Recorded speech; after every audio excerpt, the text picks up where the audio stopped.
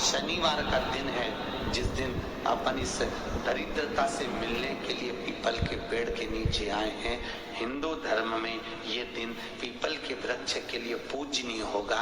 जो भी शनिवार के दिन पीपल के वृक्ष की पूजन करेगा, दूध चढ़ाएगा या मिष्ठान का भोग लगाएगा, लक्ष्मी और नारायण उसके घर में प्रवेश कर जाएगा। लक्ष्मी और नारायण उसके घर में प्रवेश करेगा। पुराण की कथा कह रही है कि दुनिया के सारे तीर्थ नहीं जा सकते, पृथ्वी की सारी नदियों में स्नान नहीं कर सकते, पवित्र नदियों में आप स्नान नहीं कर सकते, या किसी भी तीर्थ में जाकर एक रात्रि भी विश्राम नहीं कर सकते, या हमने जिंदगी में कोई दान करा ना करा, कोई पुण्य करा ना करा, कोई सत्कर्म करा ना करा, कोई शास्त्र पढ़ा ना पढ़ा, कोई शास्त्र सुना ना सुना, उसके बाद भी शिव महापुराण की कथा कहती है कि एक दिन में अगर मात्र एक बार भी आप शंकर के शिवालय में प्रवेश कर गए या मंदिर में प्रवेश कर गए तो सारे तीर्थ, सारी नदियां, सारे सरोवर, सारी बावड़ी, सारे तालाब, केवल शिव तत्व को प्राप्त कर लेना। शिव महापुराण की कथा कह रही है कि घर में जो दिया होता है वो दीपक भी कोई साधारण नहीं होता, उस दीपक की भी महत्वता है, उस दीपक का भी वर्णन है। महाराज एक बात और बहुत अच्छे से सुनिएगा, शायद आपकी जिंदगी को सवार, शायद आपके जीवन को सवार। मेरी जीजियों, मेरे जीजाओं, मेरी बेटियों, बेटाओं, कभी मौका लगे शंकर भगवान के शिवलिंग के पास में आप बैठे हैं, यहाँ तक शास्त्र कहता है कि घर में अगर किसी को बहुत तेज बुखार आ गया है, बहुत तेज बुखार, और बच्चा उस बुखार में तप रहा है, बहुत तप रहा है, महाराज तुम जिस दिए में भगवान की आरती उतारते हो, जिस दिए से तुम भगवान की पूजन करते हो, कभी मौका लगे और आप पूजन करने के लिए गए,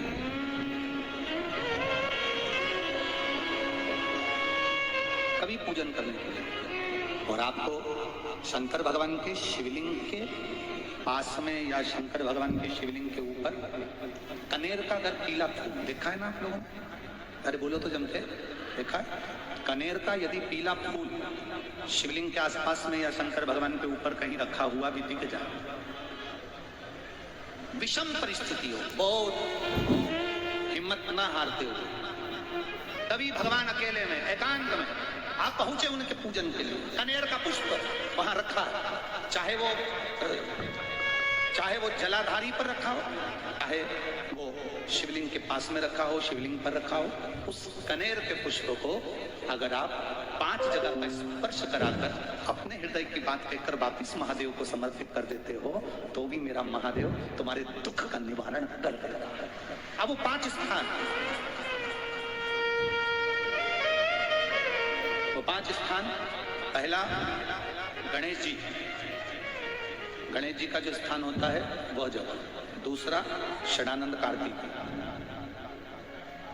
तीसरा अशोक सुंदरी वाला स्थान, चौथा जलाधारी जो ऊपर से बूंद बूंद जल नीचे गिरा रही है, जया, विषहरा, शामली बारी, दौतली, देव, शंकर जी की 5 बेटियों का, और 5वें नंबर का है शंकर भगवान के, जो कैसे वर्णन किया जाए, त्रिशूल के 3 भाग होते हैं। करें दर्शन आप लोगों ने, जैसे सामने त्रिशूल लगा है, इस त्रिशूल के ऊपर देखेंगे तो 3 भाग दिख रहे हैं, नजर आ रहे हैं सबको? त्रिशूल का जो 3 भाग होता है, उस 3 भाग का जहां ज्वाइंट होता है, जहां मिलता है, एक जगह पर देखो तीनों भाग एक जगह पर मिले हुए, 3 भाग का जहां मिलन होता है, पंचम स्थान, ये 5वां स्थान, यहाँ पर स्पर्श कराकर शिवलिंग पर अपनी कामना कर कर श्री शिवाय नमस्तुभ्यम कहकर बाबा से अपने मन की बात कहकर जो समर्पित कर देता है, हम 3 महीना भी नहीं कहेंगे, हम तो कहेंगे अगर ज्यादा दुख है 3 दिन इंतजार करना, मेरा बाबा वो दुख को मिटाएगा। 3 महीना बहुत दूर पर करना है दिल से, और कई तरह के दीपक होते हैं, दीपक का भी विधान वर्णन किया गया, उस दिए का भी वर्णन किया गया। यहाँ तक शास्त्र कहता है कि घर में अगर किसी को बहुत तेज बुखार आ गया है, बहुत तेज बुखार, और बच्चा उस बुखार में तप रहा है, बहुत तप रहा है, महाराज तुम जिस दिए में भगवान की आरती उतारते हो, जिस दिए से तुम भगवान की पूजन करते हो, और उस दिए को पानी की बाल्टी में धो दीजिए। कौन सी बाल्टी में? जिस बाल्टी के पानी से आप बच्चे को स्नान करा सको।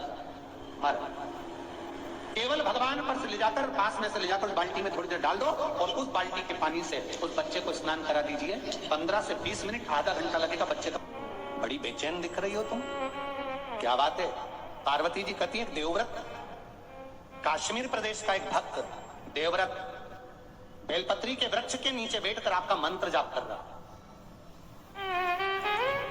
मैं आपको जगाना नहीं चाहती थी, पर बेलपत्री के वृक्ष के नीचे लक्ष्मी झाड़ू लगाती है, सरस्वती वीणा बजाती है, इंद्राणी उस बेलपत्री के वृक्ष के नीचे जल का सिंचन करती है, 33 कोटि देवी देवता उस बेलपत्री के वृक्ष की जड़ में विराजमान होते हैं। इसलिए देवव्रत एक बार पंचाक्षर मंत्र बोलता है तो वो 33 करोड़ बार गिना जाता है, ऐसा बेलपत्री का वृक्ष होता है। बेलपत्री के वृक्ष के नीचे एक बार अगर भगवान का नाम लिया जाता है तो वो 33 करोड़ बार, 33 कोटि बार गिना जाता है। एक मंत्र केवल नमः शिवाय, ओम नमः शिवाय, नमः शिवाय, ओम नमः शिवाय, 33 कोटि बार गिना है, 33 कोटि। इतना सुंदर लिखा है। फिर वही वाली बात आ गई जो पहले कथा में कहा, अपने लिए अच्छा वाला घी छाट के लाना, अच्छी कंपनी का लाना, और जब यज्ञ करने बैठे, पूजन करने बैठे, हवन करने बैठे, भगवान का तुम पाठ पूजन करवाई, पूजा वाले दुकान पे बोलना कि पूजा का घी चाहिए। तो वो पूजा का सामान बेचने वाला भी चतुर था, उसने पूजा का ही घी दिया। तो इन्हें पूछा भैया ये घी कितने का? तो क्या 80 रुपए का? तो 80 रुपए का आधा किलो? तो क्या पूजा का है? भारत की भूमि पर स्मृति लोक में, पूरे विश्व में ऐसे कई घर हैं जिनके घर में गुजारा करने की भी आफत है। पहनने के कपड़े नहीं, किसी के यहाँ पर भोजन नहीं, किसी के यहाँ जमीन नहीं, किसी के यहाँ दुकान नहीं, कोई पूरी जिंदगी किराए के मकान में निकाल देता है।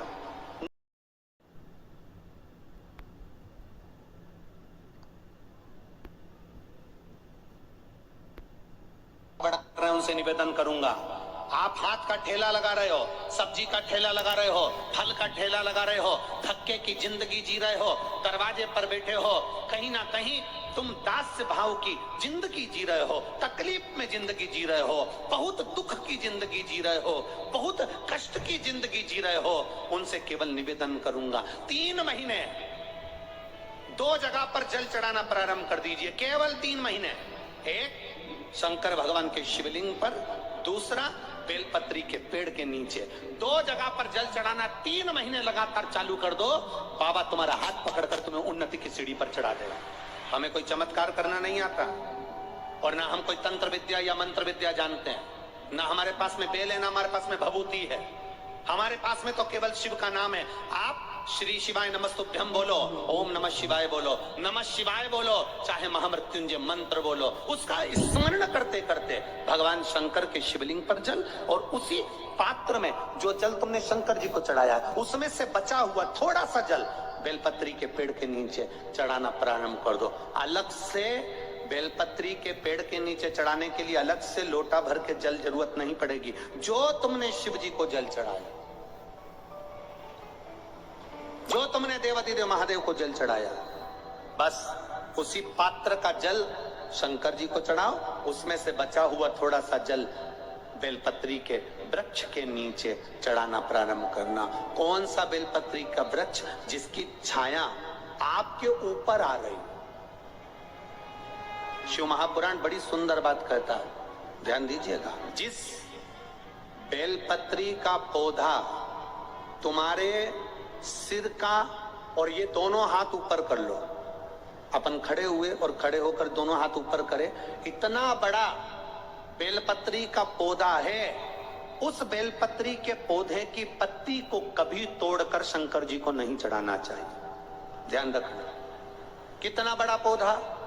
आप खड़े हो जाओ और खड़े होने के बाद आपका हाथ ऊंचा कर लेना, इतना बड़ा पौधा है, उस पौधे की पत्ती भगवान को कभी नहीं चढ़ाना।